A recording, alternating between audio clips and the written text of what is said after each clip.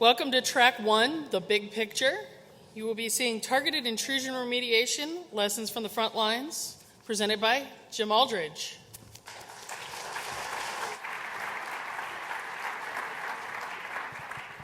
Good afternoon, everybody, and thanks for choosing to come to this talk.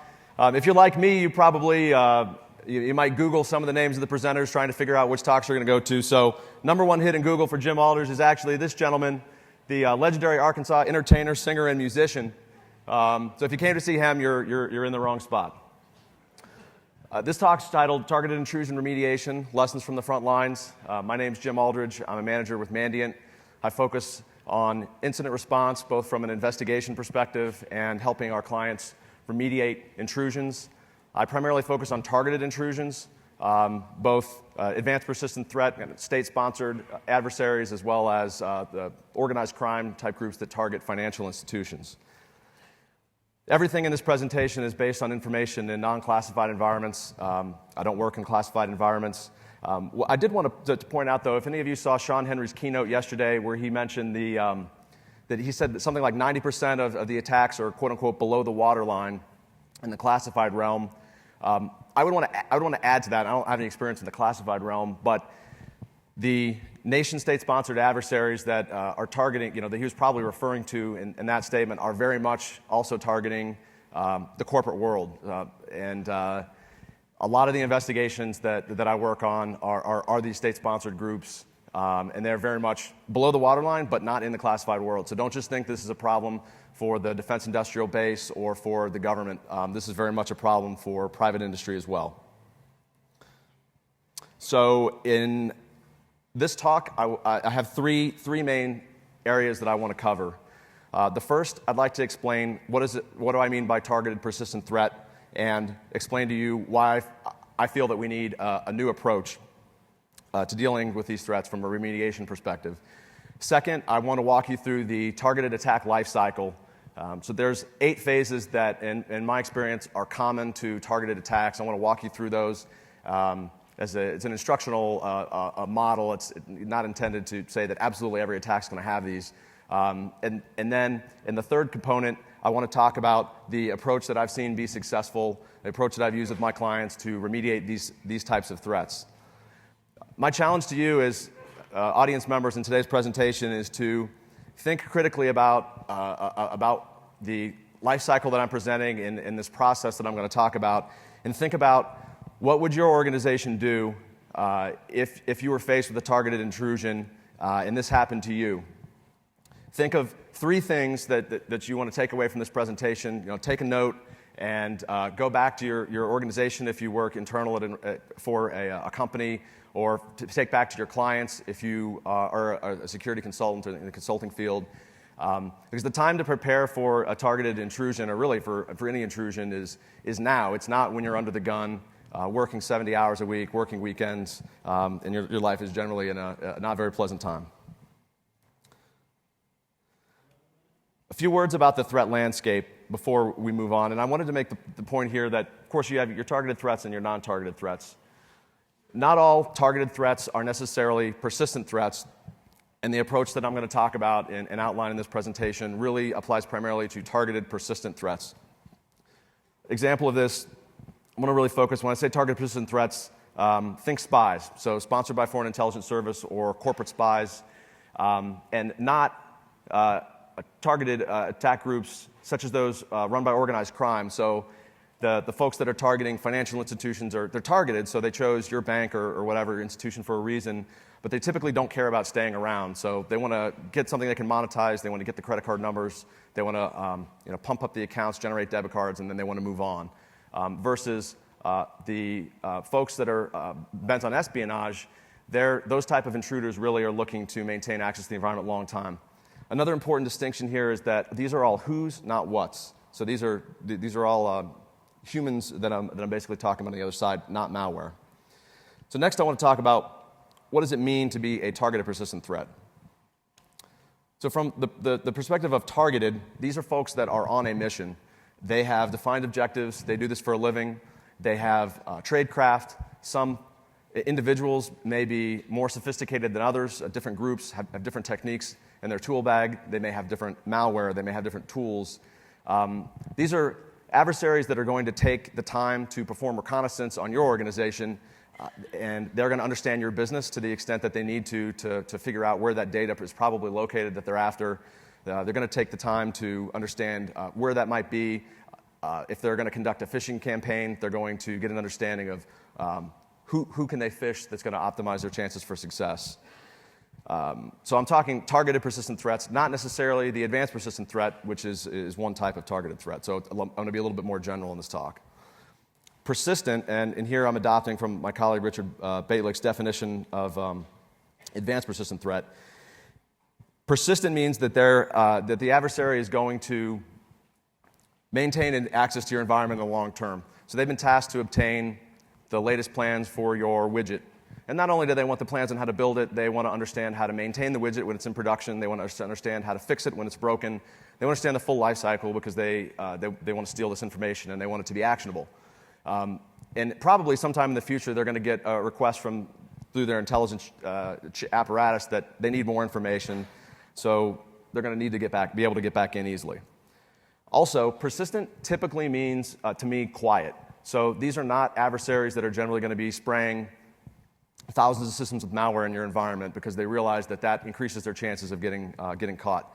So to give you some numbers to put this in perspective, one organization that I worked with recently, a global 100 organization, they had over 100,000 systems in their environment, and they had about 30 total infected systems where the adversary had actually placed backdoors on systems.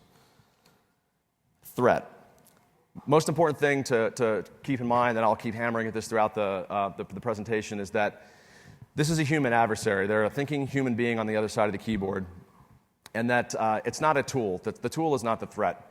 A lot of times when I'm out there doing incident response, working with different security teams, I hear that, oh, well, what is the malware doing? Or basically they're talking about the malware as if it's the threat.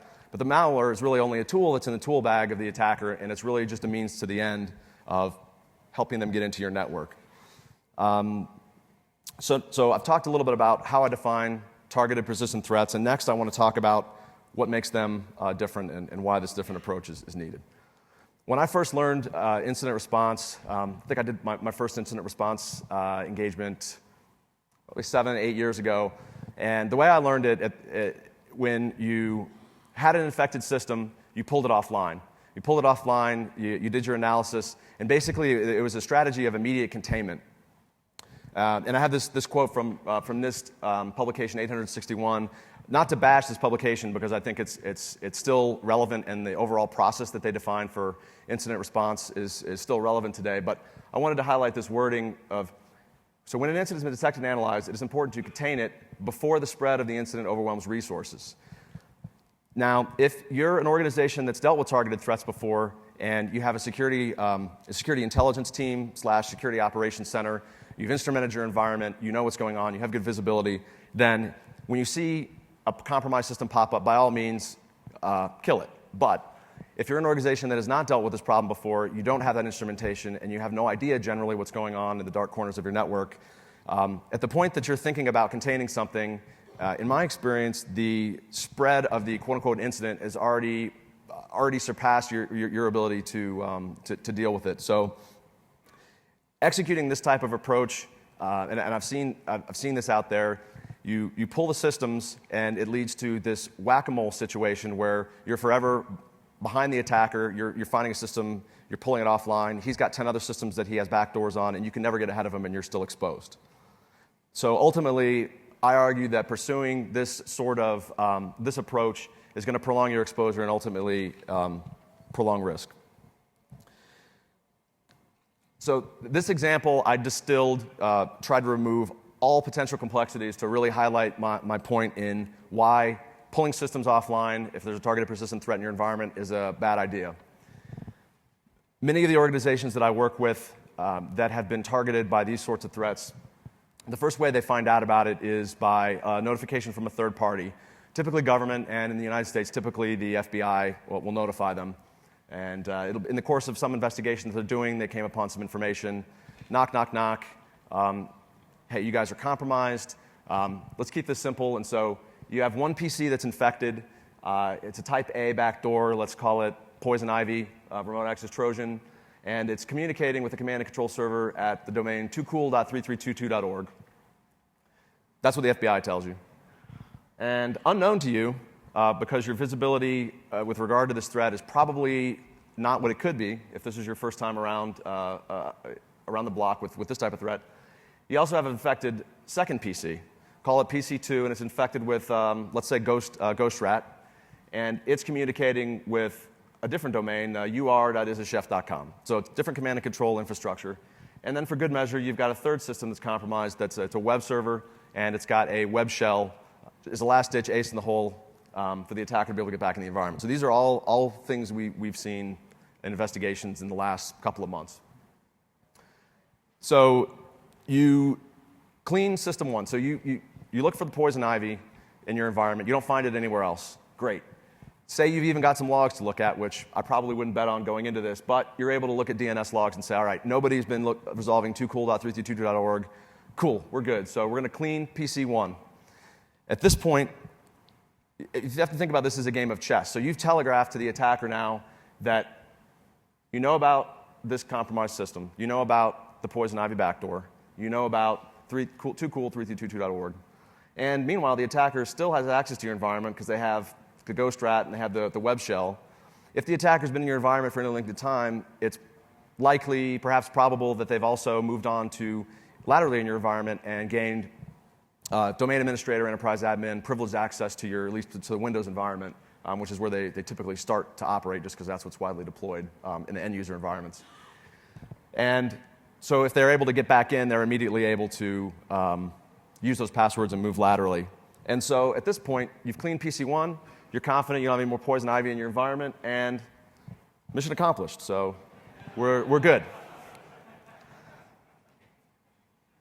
Meanwhile, the attacker's still stealing data in your environment and working hard to do what they're going to do with that data to put you out of business potentially. So the remaining two components of this presentation, I want to next go over the targeted attack lifecycle and then present a case study to provide you some specific details on how this actually unfolds. This is basically a scaled-down version of the information that I use when we kick off incident response engagements with my clients.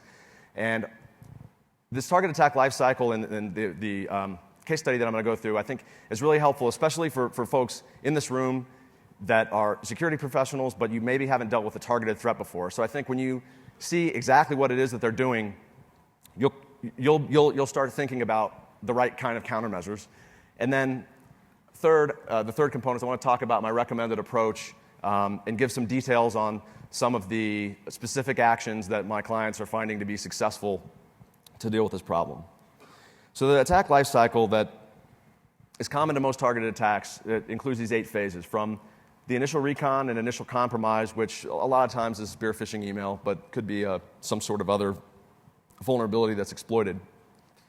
Establishing a foothold, escalating their privileges, and then entering into this loop of activity where they've got a toehold in your environment, they perform internal recon, they move laterally, and they take steps to maintain a presence to make sure that, like on my last example, if you eliminate compromised systems with one of the tools that they use, you haven't gotten them all because they want to maintain access. And then at some point, they complete the mission. And if you think about this, this is one intrusion. If you picture a whole bunch of these little snail guys going off into space, that could be a campaign, and you can start to do some intelligence analysis on things over time. So in this next example, there's a couple of actors that I need to introduce. So there's Company A, a mid-sized global manufacturer. They manufacture a widget. The adversary wants everything to do with this widget. Supplier B happens to be Company B happens to be a supplier to Company A, so they have a relationship. Company C is a service provider, so think a Rackspace or an Amazon or somewhere where you could go get a system in the cloud to do whatever you need to with. And then in this case, the attacker is a targeted persistent attacker. And in this case, I'm going to say that this is a professional that's associated with a state-run intelligence organization. So this is a state-sponsored spy. This person's a regular human being. They work regular hours. They're good at some things. They're not so good at other things. Sometimes they fat-finger commands, which is kind of funny sometimes when you see, especially when they don't realize they're on a Linux system. They think they're on a Windows system. They keep trying to run Windows commands. So they have their foibles just like all of us. But they're a cog in the intelligence apparatus of their particular nation. There's a talk I saw at DEF CON a couple years ago. It was on DEF CON 17, presented by iDefense, on how the PLA developed their cyber warfare capability. I think the slides are online. If you want to learn more about how does a nation state build up this capability, it's an interesting talk. So to set this up, on day one, the attacker's already been inside Company B. So he's been reading their email. He's got access to their environment. And he's also set up the hop point infrastructure. So he's already got an infrastructure to receive the phone homes from the backdoors that he's going to deploy. So the initial reconnaissance is going to look something like, okay, he's in Company B. He is looking for this widget. He's going to find out, okay, you make this widget in your Chicago plant. So the data he wants is probably going to be in Chicago. And he's going to also think about, how can I best get in? Who's going to click on a link in a phishing email? So he knows that Company B sales guys talk to the procurement guy here at your company, and so that's going to increase the chance that he's going to click that attachment. So he sends a spear phishing campaign with emails to just a handful of your employees, and it turns out Bob here in procurement opens the attachment, and that is the initial compromise. When he opens that attachment, it's going to exploit, for argument's sake, a flash vulnerability, and it's not a 0-day. It's maybe 3 or 4 months old, so attacker's not having to show his hand and use up a 0-day. And this is going to install a backdoor on Bob's workstation, so this is the established foothold. For this case study, let's say that this backdoor is a memory resident poison ivy backdoor. Sometimes it's persistent, sometimes it's not. But the bottom line is, by the end of day one, the attacker is able to own Bob's workstation. So this is what's happening on kind of day one of the attack. So this is the initial recon, initial compromise, and established foothold. If you think about what just happened, and so he owns Bob's workstation, if you can stop the attack here, that's where you want to get. And the organizations that have been dealing with this for a while, and they've invested a lot of resources in people and in technology, they're able to nip this in the bud here before this loops takes place, which is here's where they're installing additional backdoors that make your life difficult to clean up.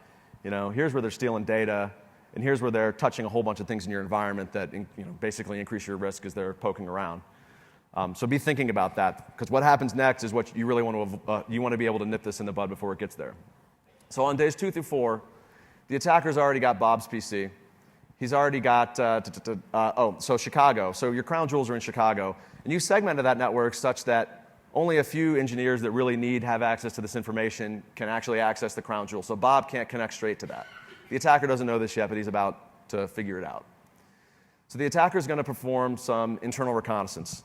And one of the first ways he's going to do this is you're going to query Active Directory for a user and computer listing. I want a user listing because I want to know who the domain admins are, and I also want to know who are the admins within the organizational units in Chicago. So if I can get a password to one of those, then that puts me a step closer to getting what I need that's in Chicago. Next, the attacker is going to escalate his privileges on Bob's workstation by using Windows Credential Editor. We still see old legacy PW dump. We still see GSEC dump. Not everybody's using the latest and greatest, but let's say he uses WC. And he obtains the local admin password to Bob's system. So now he's got a computer listing that tells him who the domain admins are, where their computer names are, and he's got local admin password. Local admin password, as in many organizations that I work with, is the same, at least on a large swath of systems in the environment. So he's going to move laterally. He's going to connect to the IT admin PC using the local admin password, and he's going to start looking around for getting domain admin credentials. So it may not be one step, I'm simplifying it here, but he'll start hitting admin workstations with legitimate credentials, with local admin, and using WCE to obtain hashes. Okay, now he's got the domain admin hash, so he's going to go back to AD, and he's going to dump all the user's password hashes out of your Active Directory.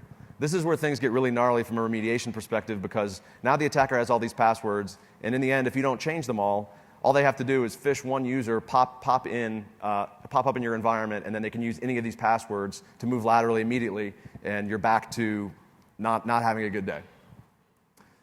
So now the attacker's got domain admin. Time to do some internal recon. Oh, but actually, no, first let's do a little leave behind to maintain presence. So we said he was accessing this system through a poison ivy backdoor in memory, so it's not persistent, it's going to go away. So here he's going to drop, this system may be totally random, but he'll drop a different backdoor, say some custom backdoor that he wrote that he rarely uses. It uses a different command and control structure, so it's beaconing out to this other domain name. Just as an insurance policy, ace in the hole in case you find out about his first backdoor. Then the attacker is going to connect to an engineer's workstation in Chicago, because he's got this computer listing and he knows who are the users in the OU in Chicago, Chicago-engineering-file share C drive or F drive or whatever. The way we name things makes it pretty easy for the adversary. So he's going to poke around this system and he's going to read documentation to figure out what's going on, how am I going to be able to connect, where's the data I'm looking for. Different ways they do this. Some attackers are very sophisticated and they'll grab a directory listing, go away for a few days, come back and grab a specific file to look at. Other attackers will literally vacuum up entire file shares with information and create 40 gigabyte RAR archives and steal that. So he determined that Alice is one of the engineers on the core team. Alice has access to the crown jewels. He's going to connect to Alice's system using her password because he has it from AD.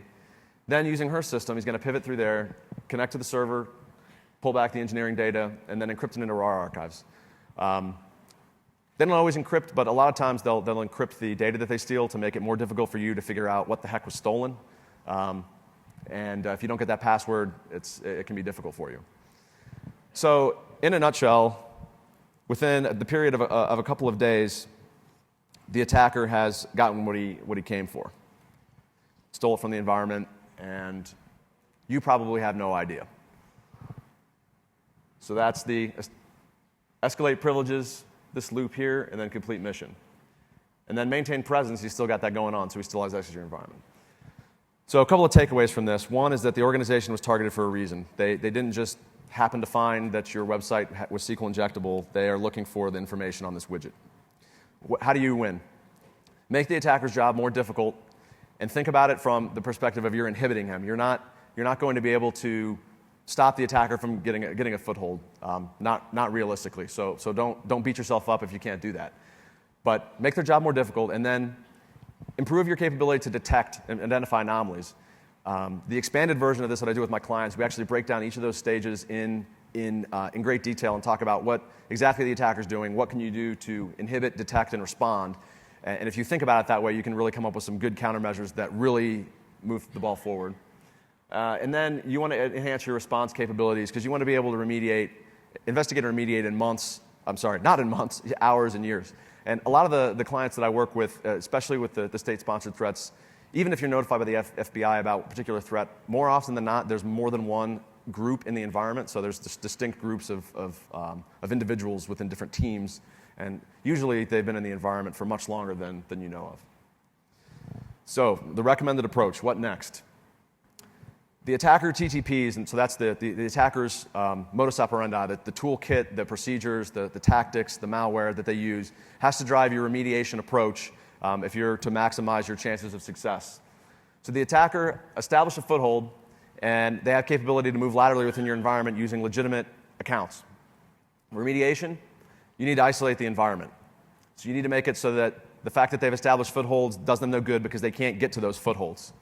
You do this so that while you're in the middle of remediating, they're not in there moving the chairs around on you and installing new backdoors and basically wasting all of the effort that you put into the remediation process.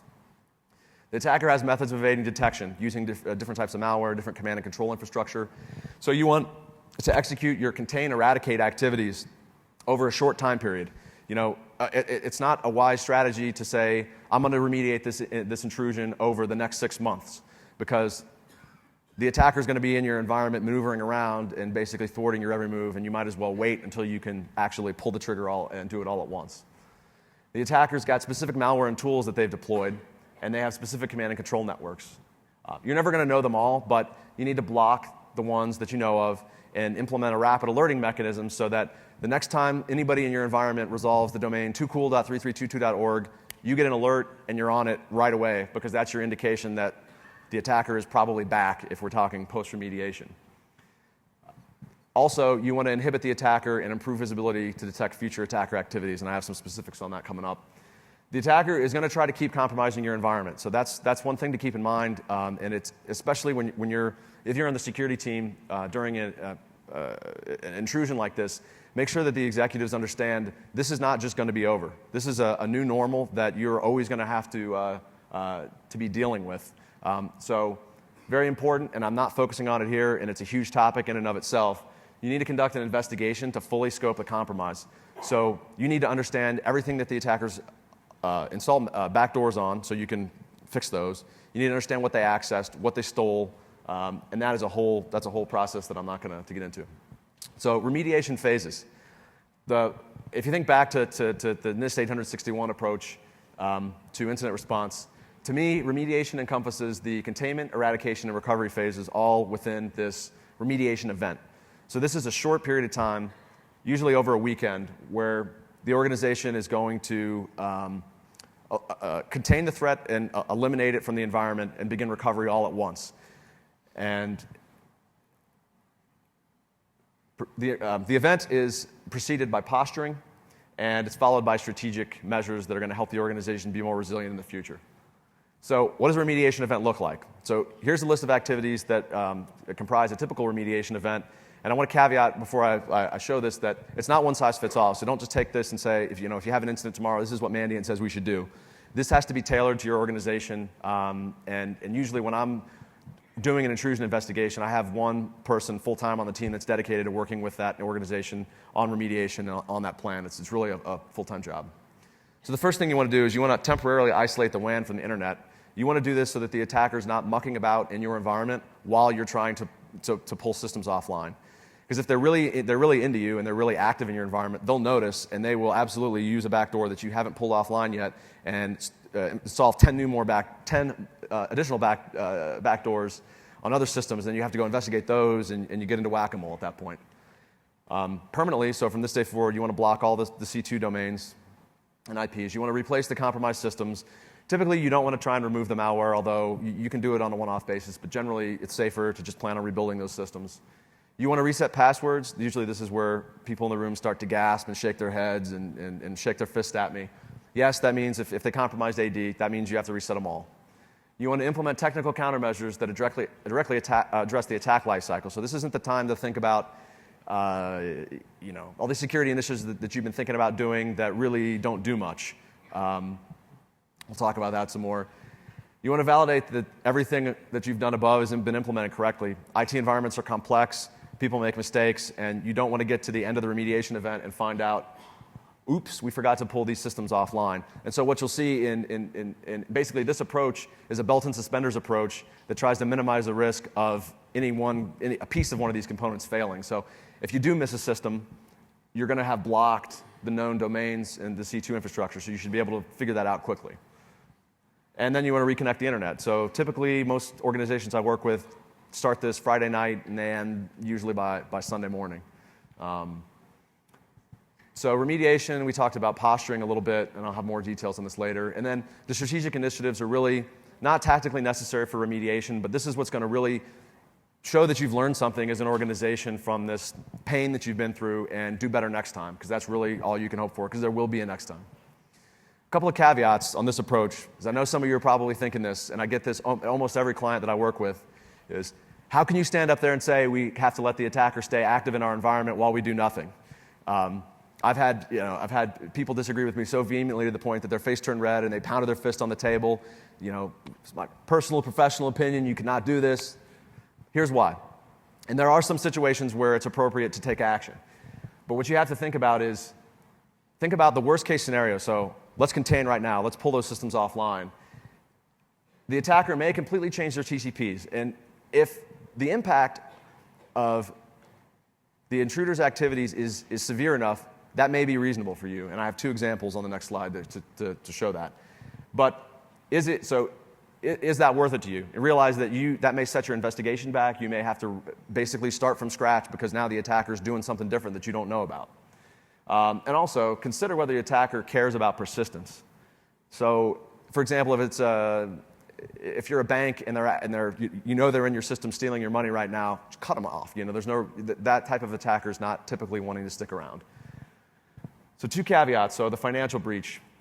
Generally, when I respond to that sort of event, then yes, you want to implement immediate containment. Find out what backdoors they're using, what command and control infrastructure, and start fighting them immediately to limit the spread, limit the impact of their activities.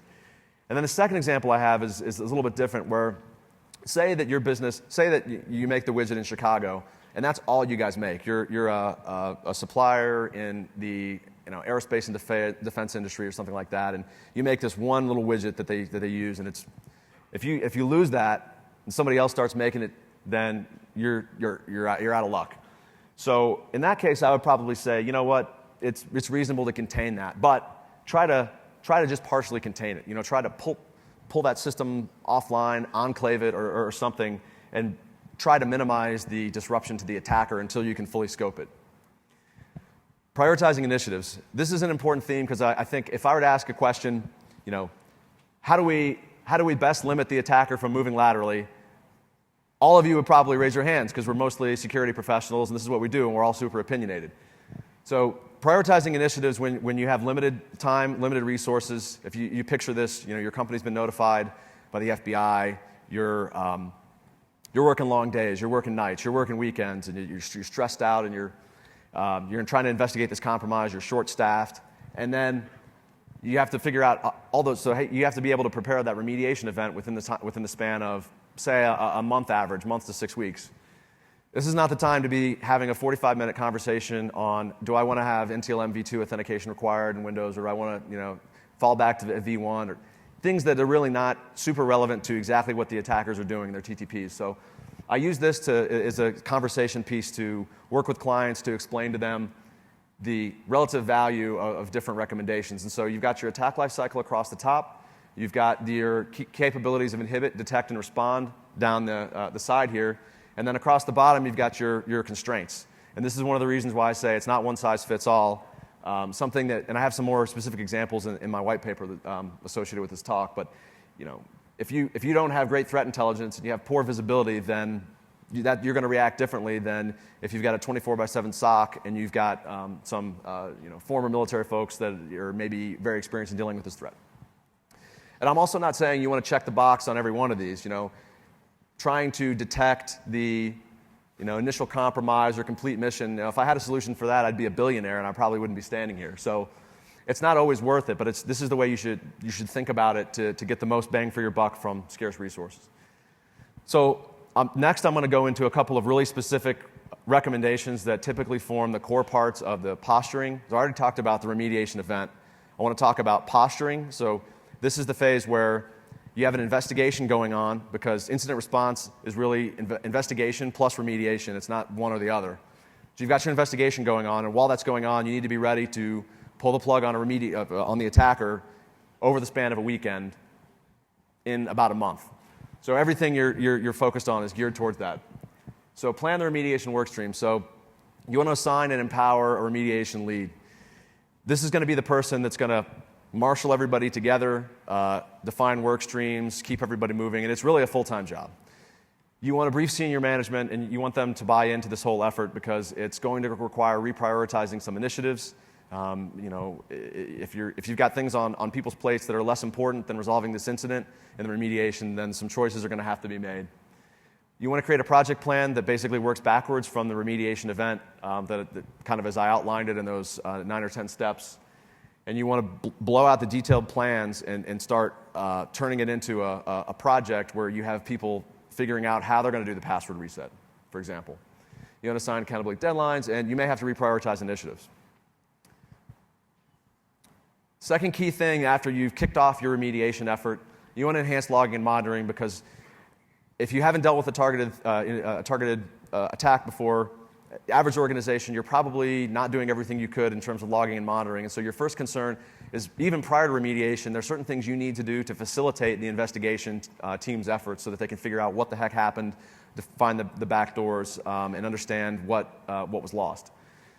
Some high priority logs. Some of you, when I show these, you're going to shake your head and think, well, I thought everybody had that. No, they don't. I'm here to tell you. DHCP logs. If your investigation team comes to you and says, hey, we have this there was an event that we're following up on, there was some backdoor traffic that we saw last week, this was the IP address. If it was a DHCP leased address, you absolutely need to be able to resolve that to a host name, and you need to be able to do it within some reasonable amount of time, i.e. not weeks. DNS queries. If the FBI comes to your door and tells you that you had systems that were compromised by a state-sponsored adversary 8 months ago, they've just got around to telling you now, and it was beaconing to toocool.332.org. Wouldn't it be great if you had DNS logs where you could go back and say, whoever resolved that, tell me. Of course, then you may need DHCP logs if those give you addresses that were dynamic. So you got to have these, and it's a great way to identify compromised systems. Windows AD logs, and really authentication-related events in general. This can really help you investigate and understand lateral movement because, as I showed in the case study, the attacker is typically going to be moving laterally by using accounts that they've stolen while in your environment. And so the way you track them, there's a couple ways. You can look for host-based indicators. So in other words, try to find the fingerprints of the particular tool, the backdoor, for example, that they installed. But keep in mind, I gave a statistic earlier where the company had 100,000 systems or so, and they had 30 systems that were infected. Well, the attacker touched around 1,000 systems looking for data and dumping passwords. So in that case, if you really want to understand the scope, you can't just look for the malware because that doesn't tell the whole story. You need to actually understand what the human adversary did in your network. One of the great ways to do that is if you have these logs. I did a small project with a software company a couple weeks ago, showed up on site. They had an awesome Splunk instance. Within a couple minutes of my being there, I was running queries for Kerberos service tickets related to an account that we knew was compromised, and it just basically walked you through the map of how they use this account to move across the network. Firewall logs, so talking about egress traffic, being able to tell me as an investigator that you had a bunch of denied traffic from IPs in whatever country doesn't really do me any good. I want to know what got out and where did it go. VPN authentication. I think we've blogged or talked about this in white papers previously at Mandy, but some attackers really like to get into that VPN space, so they'll start using VPN as a means to maintain presence in your environment. So you want to know who's authenticating your network. You want to get logs such that you can look for anomalies. Then, as important as collecting these logs, and I can't stress this enough, you need to have a process to rapidly query this data to support ad hoc requests. So when the investigation team comes to you and says, I need to know everybody that resolved toocool.332.org, and I need to know it regularly. I need this data every day. If it takes them 6 weeks to get you that information, that's a fail, and that's something that you need to fix. Also, you can implement alerts to identify known attacker activity. So this domain name that you know is bad, create an alert and get an alert every time that occurs, and have somebody correlate that every day, twice a day, with the systems that you know are infected. And that way you're cross-checking the information from multiple sources, and you might find something that you didn't know. The 800-pound gorilla, the password change. This is typically the item that causes most of my clients the most pain. And this is because obviously you don't want to disrupt the business, because if you're a manufacturing company, like in my example, and you impact the shipment process to your customers, then you might as well go out of business because you're going to lose a bunch of money. So you don't want to do that. So in order not to disrupt the business, you need to figure out how you're going to change service account passwords that run those applications out in your wherever in your business. That takes time and effort, and it's not easy. You want to figure out how you're going to make local admin passwords unique. Before I got into incident response, I did a lot of penetration testing, and it always surprised me that people would have the same local admin password everywhere, and it hasn't changed. So if you still have the same local admin passwords on all of the systems in your environment, or maybe just on your workstations, put that on your list. Write your boss an email with your plan on how you're going to fix that when you walk out of here, because that's really important, and that is one of the big ways that the attackers are moving laterally. You want to develop a plan for resetting all the application accounts. That's typically a pain. And you want to figure out how exactly you're going to do this, and then you want to try and do a dry run of maybe testing it on a few accounts. Focus on the most impactful defensive measures. So if you go back to that remediation planning matrix and think about what can I do to inhibit, detect, and respond more effectively to those particular activities that the attacker is going to be coming at me with, you want to do what's going to be most impactful because you're short on time, you're short on resources, and you need to get this all ready to go in a month to 2 months. Application whitelisting on your Active Directory servers. The password change is painful. So you may look at this and say, well, but we have 80 domain controllers, and it's going to be really expensive to put app whitelisting on all those. Well, guess what? If you have to go through an enterprise password change and you go through that pain, you're probably going to come out of that wishing or wanting to put whitelisting on DCs. That way, it helps. Even if the attacker's got admin privileges, it reduces the chance that they'll be able to execute their password dumper. Plus, it gives you a really high-quality alert that, weird service was denied running on domain controller, and then that's something you can immediately figure out how did that get on the domain controller. Block workstation to workstation traffic. Why should my PC be able to communicate to your PC in the environment? Typically, nothing good is going to come of that. This is where your host-based firewalls, some HIPS products can help with this, with appropriate whitelists for help desk and your management tools. Two-factor authentication for remote access. If you don't have two-factor authentication for remote access, put that on your top 3 list. You need to get that fixed. If a targeted attacker gets into your environment and they get usernames and passwords, they're going to be able to access your environment remotely. They won't even need to deploy backdoors because you've already given them a backdoor by not requiring two-factor. Even if you think you have two-factor, go back and actually put eyeballs on all the accounts on that list and make sure there's not exceptions, because I've seen that before where everybody thinks everybody has two-factor authentication except for there's those 10 accounts that don't have it because, well, those are the 10 that the attacker is going to gravitate towards. You want to patch third-party applications such as Java, Flash, the Office products. These constitute the attack surface for this type of attack. So it's the perimeter is a lot less relevant. It's really this perimeter, which is what's going to get exploited when a user receives an email or goes to a website, as well as browsers. That's going to help them. That's going to raise the bar on them getting back in. You want to reduce the number of accounts with elevated privileges on their workstations. I throw this out there as a posturing item. Very few companies that I work with are able to make much headway on this because it typically takes a lot of work and is usually a year, 2-year initiative, take away local admin. But if your users don't have local admin, it really limits the impact of that initial compromised established foothold because it limits what the attacker can do in terms of escalating privileges. Strategic. So this is after you're through the remediation event. From an organizational perspective, you want to make sure that you maintain the momentum. It's all too easy. You've had this period of a couple months of intense activity to just everybody goes home, and you're not done yet because in the new normal, this is going to happen again, and you need to be ready for when the attackers return. So the most important thing you can do from a long-term perspective is invest in people. The next item I'm going to talk about some technology, a recommendation that's some technology components, but people are the most important thing because, at least for me and in my experience, if I had a choice between having the latest whiz-bang tool or having a really smart team member that I could sit in a room with and figure stuff out, I would always choose to have the smart team member because if you have smart people, you can figure anything out and get it done and string together solutions that get things done. One of the clients I worked with last year, we made this recommendation on the DHCP logs, and they didn't have a real good way to do it easily.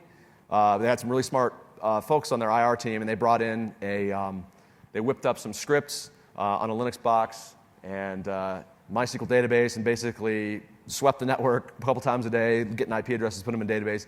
Was it crude? Yes, but it got the job done, and it got us the data that we need. So first and foremost, you want to make sure that your organization has personnel dedicated to hunting. And this is, even if you're a relatively small organization, you need to have somebody who at least part-time is doing this. If you're real small, maybe you want to look to a third party to do that, but you need to have somebody to perform the security intelligence function. So this is integrating intelligence into your operations and actually going hunting. So I don't mean sitting in front of a console and clicking through ArcSight alerts and then not doing anything. This is something really, you need to have somebody who's got experience with targeted threats, who understands what to look for and can really go out and look in the nooks and crannies of your environment. You may have to look outside the organization. A lot of the bigger companies that I work with have a culture that very much is kind of promoting from within. This is something where if you don't have the expertise in-house, you may want to consider bringing in somebody, hiring somebody onto your team that can be a catalyst that can bring people up to speed on those skills. Then you don't want this team to just kind of be a lame duck team that clicks buttons and generates reports. You really want them to have the buy-in from the business that they need in order to be successful. So you need to get executive buy-in. Make sure that when they generate an alert or when they say, hey, we need to pull this system offline because it's infected and we don't want the attacker to spread, you need the buy-in so that somebody has a hammer that they can drop and just make that happen. Otherwise, you're not going to be successful. If you have to have a meeting, we had one I was working on recently, there was related to the PC rebuilds, there was a meeting that had, I forget exactly how many, but it was over 40 people had to dial into this call. Not effective. You need to have the hammer. Second, and very important, this may be the last one that I have time to talk about because I want to have 10 minutes for questions. You want to create an investigation-ready environment. So this means, even if you think about this, if you've never gone through a targeted intrusion in your organization, think about that attack lifecycle and the case study that I went through and figure out where are you today, how would you be able to detect, respond, and inhibit, more detect and respond when we're talking about investigation, but how would that work out for you today? And if you have gaps, start fixing them. You want to formalize an incident response plan, and you don't want to have a plan that's real rigid. You want to have a plan that basically facilitates and enables smart people to do good work. You want to make sure that you involve business stakeholders, so don't develop this plan in a vacuum. Worked with an organization this last year on formalizing their IR plan, and we actually went to all the business units. We sat down. What are your concerns? When we talk about formalizing incident response, what's your take on this? And we work with them throughout the process. And at the end, it was actually kind of neat to see the CIO basically put everybody on the spot, went down the list of the business units and said, do you agree with this and will you support it? Do you agree with this? Speak now or forever hold your peace. And that was pretty cool because the business was really getting involved. You want to define playbooks for the common response scenarios. So for example, you see a system beaconing to a known malicious domain, you think it's targeted, what do? Figure out what that looks like, and that'll help you determine if you have the right tools and processes in place. Then you want to define meaningful outcome-based metrics. So it doesn't do you much good to say we had the firewall denied 8,642 events today.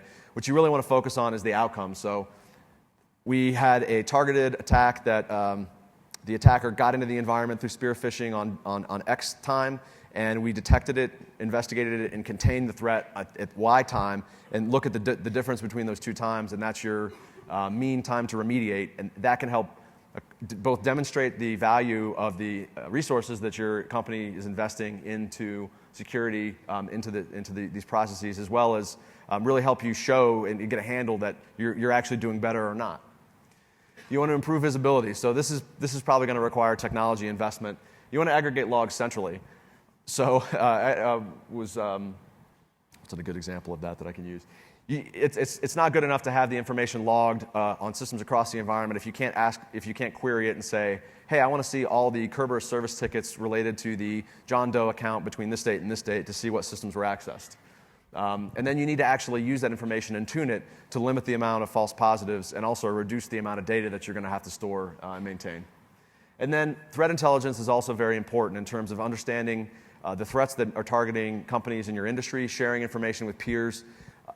Several industries have information sharing frameworks and organizations that share threat intelligence that are outside of the government. So I know the Defense Industrial Base has Defense Security Information Exchange, the financial industry. I forget the name of that one, and the pharma industry has one as well. Also, conduct tabletop exercises. If you've never gone through something like what I just described before, run a tabletop exercise where you take that case study and start going through it and figure out, well, if the FBI came to it, well, what would we do if we got notified that we had a breach? How would we determine lateral movement? Do we have those logs? And then improve your process. One more. So enhance authentication and authorization. So long term, you really need to think about reducing the number of privileged accounts in your environment.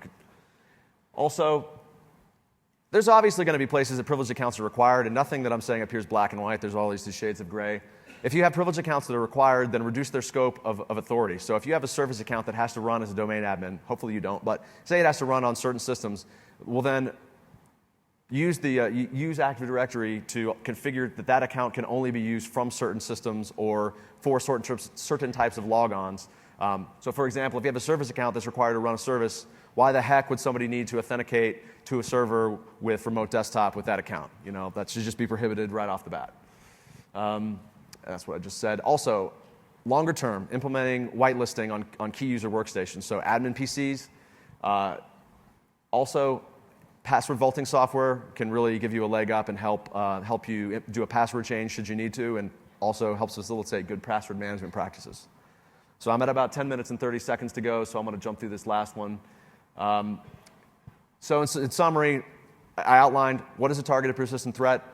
We talked a little bit about how that is different from automated threats of the past, fighting the configure or NIMDA worm. The attackers are going to return, so you should plan countermeasures that are going to address the attack lifecycle and use this information to really build security that works rather than checking the box on things that just look good on paper. So with that, I wanted to remind everyone, please fill out the survey forms so that we can get some feedback from you on what you thought about this talk. I'm going to take questions now for 10 minutes, and then we're going to have to end in here. If you've got additional questions for me, or you want to hang out, we've got Mandiant has the Trevi room on the promenade level.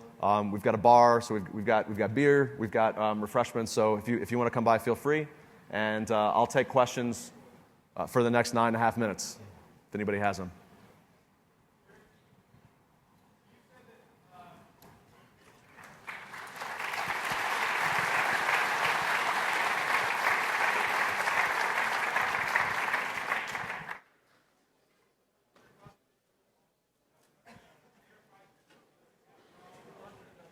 Yes.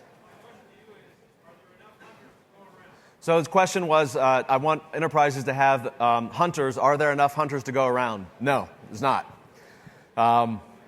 It's tough to find people. I mean, we're looking for people too, within my company, and we do a lot of hunting on a daily basis, and it's a particular mix of skills that you need, skills and backgrounds, but it's something that I think that people from all walks of life within the IT and security fields can get into. Because I think everybody in this room probably has some foundational knowledge that's relevant. It's just getting an understanding of the specific techniques and understanding more about investigative tools and having a multidisciplinary approach to your team with somebody who knows how to hunt. So not enough to go around. Any additional questions? Does anybody know if we have a microphone that we could share around? I guess not. Sure.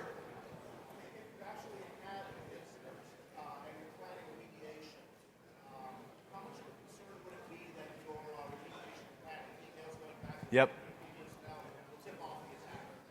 So the question was, how much of a concern would it be as you're planning a remediation and the attacker's in your environment with the attacker getting wind of the plan as it goes back and forth via email? My answer, it depends on the activity that the group is actually doing in your environment. So not all attackers that I've responded to read email. Some of them do, and some of them that's the main thing that they're trying to get.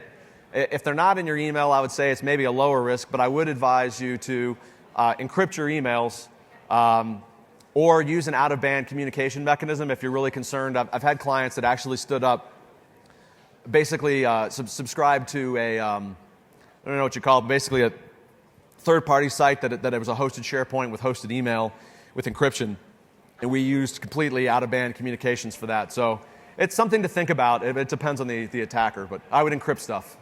Yes? Will Yep. this go on if I don't know.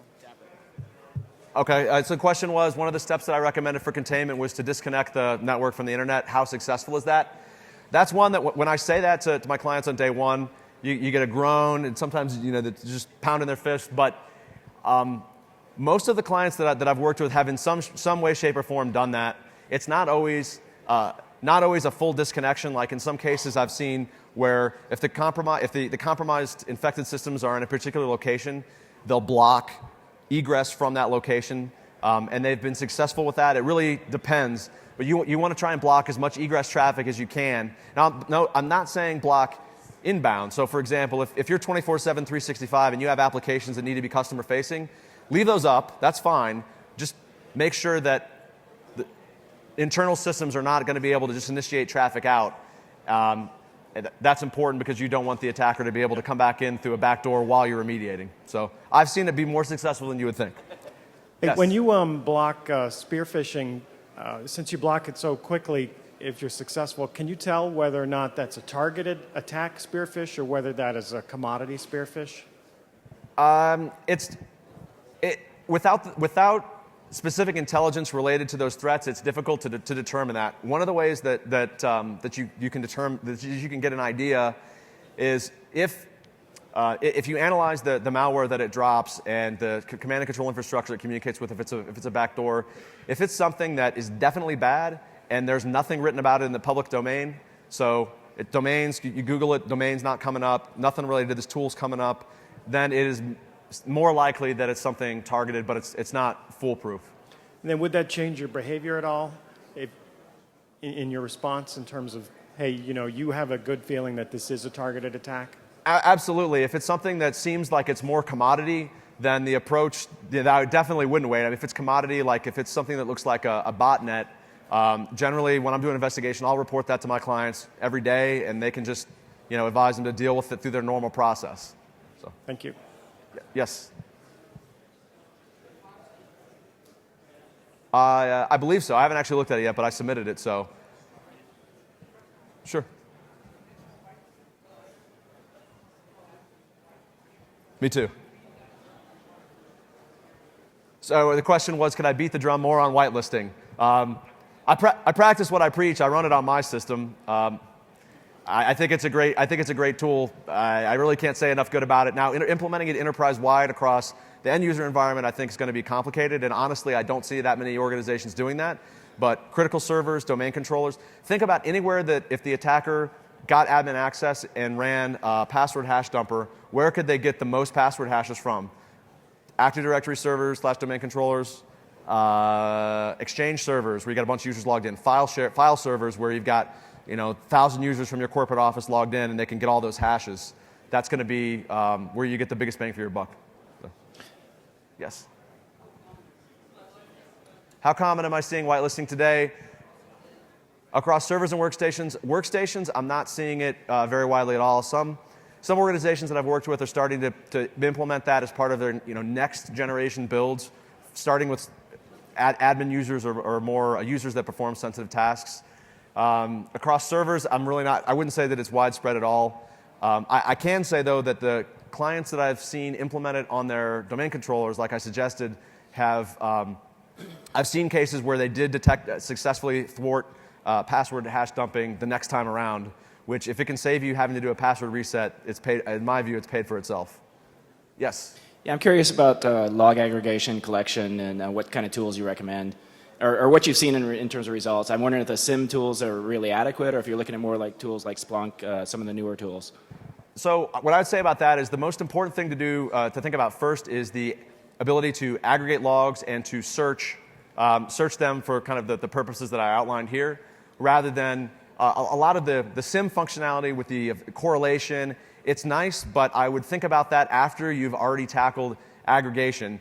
What you want to avoid is, I had one this past year where they have logs, and they're pretty good logs, except for that they're on thousands of servers, archived locally, and whenever I asked them a question, we'd have to copy logs from 1,000 servers, a couple terabytes of information, to one location, and then I would, then I'm running log parser on that, or I had a little Sawmill instance that I had back in my lab. That's good, Splunk, ArcSight. There's no particular product that I would say is really better or worse. I would just pick one and then really learn how to use it and tune it and make sure it's not something that just sits on the shelf. Yes. How much log do you guys do? My general recommendation is a year. I feel like a couple of months is probably not enough. A year, in some cases, a year is not enough. I mean, if your earliest state of compromise goes back 2 years, then I'm not going to be able to tell you much of what happened prior to that year. But I feel like a year is a good benchmark. One thing that you can do also as part of the tuning process to pare down the amount of storage that's required is look real hard. So start logging what you think is adequate for your future investigative needs. Tabletop exercise. Make sure that it's actually adequate and that it's answering the right questions. And then look at what else you log that's maybe not as useful, and think about how can you exclude those events from storing it, just to help, because I know storage balloons when you store this stuff long term. Yes? Yeah. I also wondered about data loss prevention solutions, if any of those have helped people that have had incidents, not to clean it up or anything, but maybe prevent the data from leaking out in the first place. Right. I don't really believe in DLP. My experience has been with this type of attack, it's not going to really help you at all. In certain circumstances where you're looking for a certain structure of data, like credit card numbers going out in plain text or being stored to a thumb drive or something, then I could see it being helpful in detecting those. But I feel like, whenever I see that those types of solutions talked about, I can always figure out a way around it. So to me, it's not, I don't really think much about it. Yes? I would say it depends on the size of your organization, the type of threats that you face, and I guess overall expertise that you have in the environment. It's hard to say. I think most larger organizations tend to have somewhere around 8 to 12 people dedicated to this kind of hunting function, like global 100 type organizations. If you're a mid-sized or smaller organization, I think you could get away with one person, one person, maybe two people. Really just something that you have to work out. I don't really have a great answer. All right, I'm going to take one more question, then I'm getting the hook here. Yes?